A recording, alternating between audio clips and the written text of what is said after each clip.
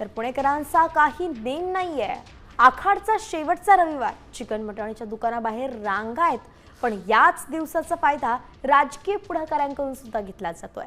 याचं कारण म्हणजे पुण्यातील धानोरी परिसरात एका दाम्पत्यानं तब्बल 5,000 किलो चिकन मोफत वाटण्याचा उपक्रम राबवलाय। चिकन घेण्यासाठी प्रत्येक व्यक्तीकडून ओळखपत्र घेतलं जात आहे आणि मगच चिकन फ्री मिळतं।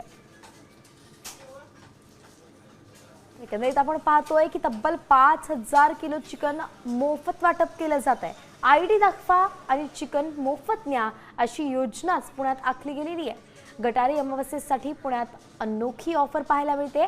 आयडी दाखवा आणि आखाड साजरी करा अशी ही ऑफर आहे।